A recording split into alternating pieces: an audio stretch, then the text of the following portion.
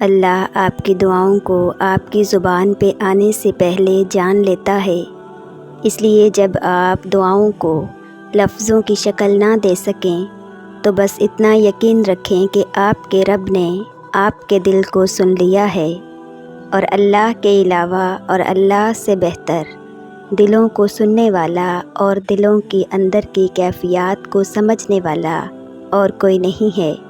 وہ آپ کی ساری دعائیں ضرور قبول کرے گا، وہ دعائیں بھی جو انکہی رہ گئیں، جنہیں آپ کبھی الفاظ نہیں دے سکے۔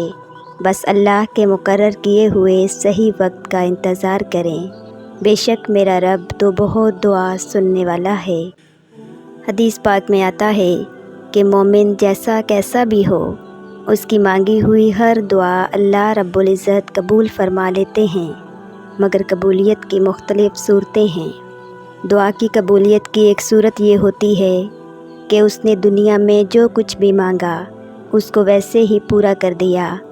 اسی بنا پر بعض اوقات انسان کہتا ہے کہ میں نے اپنی فلاں دعا کو اپنی آنکھوں سے پورا ہوتے ہوئے دیکھا ہے۔ دعا کی قبولیت کی دوسری صورت یہ ہوتی ہے کہ اس کے بدلے دنیا میں اس پر آنے والی کسی بلا یا مصیبت کو ٹال دیا جاتا ہے۔ یہ دعا قبولیت کے لیے اوپر جا رہی تھی اور اوپر سے کوئی مصیبت آ رہی تھی۔ اس دعا نے اور مصیبت نے آپس میں لڑنا شروع کر دیا۔ وہ قیامت تک لڑتی رہیں گی، جس کی وجہ سے وہ مصیبت بندے پر نازل نہیں ہو سکے گی۔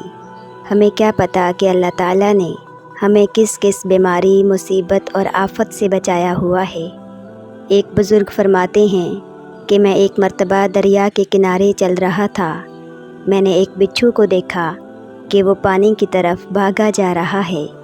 میں نے سن رکھا تھا کہ بچھو پانی میں نہیں تیر سکتا، بلکہ وہ تو پانی میں ڈوب جاتا ہے۔ میں بڑا حیران ہوا اور سوچا کہ دیکھتا ہوں کہ اس کے ساتھ کیا ہوتا ہے۔ اتنے میں دریا سے ایک کچھوا نکلا اور کنارے کے قریب پانی کی سطح پر آ گیا۔ کنارے سے اس بچھو نے چھلانگ لگائی اور کچھوے کی پیٹھ پر سوار ہو گیا۔ کچھوے نے تیرنا شروع کر دیا۔ وہ بزرگ فرماتے ہیں کہ میں بڑا حیران ہوا اور سوچا کہ چلو میں بھی ذرا پیچھے چلتا ہوں، لہٰذا میں نے بھی پانی کے اندر قدم ڈال دیا۔ بالآخر وہ کچھوا دریا کے دوسرے کنارے پر پہنچا اور بچھو اس کی پیٹھ سے اتر کر دریا کے دوسرے کنارے پر چڑھ گیا۔ وہ فرماتے ہیں کہ میں نے دیکھا کہ بچھو نے پھر بھاگنا شروع کر دیا۔ میں حیران تھا کہ یہ کہاں بھاگا جا رہا ہے۔ میں بھی اس کے پیچھے پیچھے چلتا رہا۔ کچھ آگے جا کر میں نے دیکھا کہ ایک نوجوان آدمی ایک درخت کے نیچے سویا ہوا ہے اور بچھو کے جانے کا رخ اسی کی طرف بنتا ہے۔ میں نے دل میں خیال کیا کہ شاید یہ اس نوجوان کو کاٹے گا۔ میں ذہنی طور پر تیار ہو گیا کہ اگر یہ کاٹنے لگے گا تو کاٹنے سے پہلے ہی میں اس کو مار دوں گا۔ لیکن جب میں آگے بڑھا تو میں نے دیکھا کہ ایک طرف سے ایک سانپ تیزی کے ساتھ اس نوجوان کی طرف جا رہا ہے۔ میں اور زیادہ حیران ہوا۔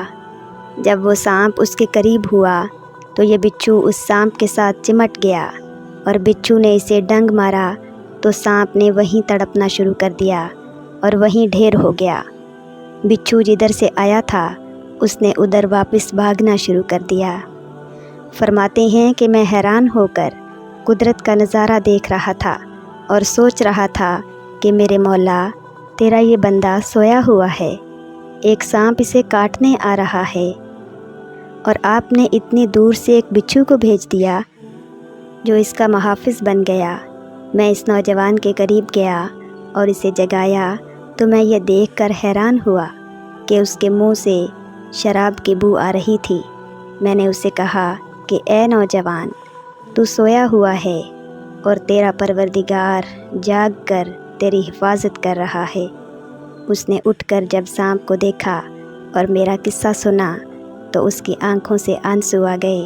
وہ کہنے لگا، پروردگار، میں بھولا بھٹکا رہا، تیرے در کو چھوڑے رکھا۔ اے بے کسوں کے دستگیر، اے پکارنے والوں کی فریاد سننے والے، اے مصیبت زدوں کی مصیبتوں کو دور کرنے والے، اے اپنے بندوں سے ماں سے بھی 70 گنا زیادہ محبت کرنے والی ذات، میں نے آپ کے حکموں کو توڑا مگر آپ نے مجھ سے اپنا رخ نہ موڑا۔ پھر بھی میرے اوپر آپ کی اتنی عنایتیں ہیں کہ آپ نے میری حفاظت کا انتظام کیا ہے۔ چنانچہ اس نوجوان نے سچی توبہ کی اور اللہ تعالیٰ نے اس کی زندگی کے رخ کو بدل دیا۔ یہ بھی دعا کی قبولیت ہوتی ہے کہ جس کی وجہ سے آنے والی مصیبت کو ٹال دیا جاتا ہے۔ قبولیت دعا کی تیسری صورت یہ ہوتی ہے کہ اللہ رب العزت اگر اس بندے کی دعا کو ہو بہو قبول نہ کریں اور کسی مصلحت کے تحت اس کے بدلے کوئی بلا اور مصیبت کو بھی نہ ٹالیں تو اللہ تعالیٰ اس دعا کو نامہ اعمال میں ذخیرہ بنوا لیتے ہیں۔ اللہ تعالیٰ اس بندے کو قیامت کے دن بلوائیں گے اور فرمائیں گے، میرے بندے تو دنیا میں مجھ سے دعائیں مانگتا رہا، تیری کچھ دعائیں ایسی تھیں کہ جن کا دنیا میں پورا کرنا تیرے لیے ٹھیک نہیں تھا، وہ دعائیں تیرے نامہ اعمال میں موجود ہیں، مگر میں وہ سخی ہوں کہ ایمان والا کوئی ایک بندہ بھی ایسا نہیں جو مجھ سے مانگے اور میں اسے نہ دوں۔ آج کے دن میری رحمت ایمان والوں کے لیے ایسی ہے کہ ان میں سے کوئی ایک بھی کھڑا ہو کر یہ کہنے کا حق نہیں رکھے گا کہ پروردگار میں نے مانگا تھا مگر آپ نے نہ دیا، اس لیے اے میرے بندے تیری دعا میرے پاس موجود ہے، لہٰذا میں تجھے اجر دیتا ہوں۔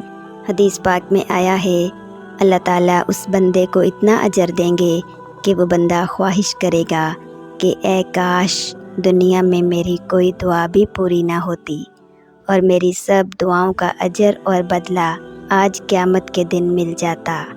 سبحان اللہ۔ تمہاری دعائیں ہی تمہارا مقدر ہیں اور تمہارے خیالات اس مقدر کی حقیقت ہیں۔ تم جب جب اللہ کے روبرو دعا کے لیے ہاتھ اٹھاتے ہو تب تب اللہ تمہارا مقدر تمہاری رضا کے مطابق بدلتا ہے، اور سچ یہی ہے کہ زندگی میں تمہیں وہی ملتا ہے جس کے لیے تم کوشش کرتے ہو، اور تم وہی پاتے ہو جس پر تم صبر کرتے ہو، کیونکہ اللہ اس جھولی کو کبھی خالی نہیں رکھتا جو صرف اس کے سامنے پھیلائی جاتی ہے۔ بس مسئلہ یہ ہے کہ تم ذرا سا انتظار کرتے ہو اور تھک جاتے ہو، پھر خود سے ہی گمان کر بیٹھتے ہو کہ دعائیں قبول نہیں ہوتیں، یا اب بہت دیر ہو گئی ہے اور اب کچھ بدل نہیں سکتا، حالانکہ وہ رب تو اپنے کاموں میں دیر سویر ہونے ہی نہیں دیتا۔ جو تمہیں دیری لگ رہی ہوتی ہے وہ دراصل اس کی حکمت ہوتی ہے، اور جو بھی تمہیں ملتا ہے اپنے اور صحیح وقت پر ہی ملتا ہے، تو پھر ڈر کے ان وسوسوں کو کبھی جیتنے مت دینا، ذرا سی تاخیر پر مایوس مت ہو جانا، حالات کتنے ہی کیوں نہ مشکل ہو جائیں، تم دعا کرنا کبھی مت چھوڑنا، کیونکہ اس کا ایک کن تمہارا صدیوں کا کام لمحوں میں کر سکتا ہے، اور جو دعا کا خیال تمہارے دل میں لا سکتا ہے وہ اس خیال کو تمہارا مقدر بنانے پہ بھی قادر ہے۔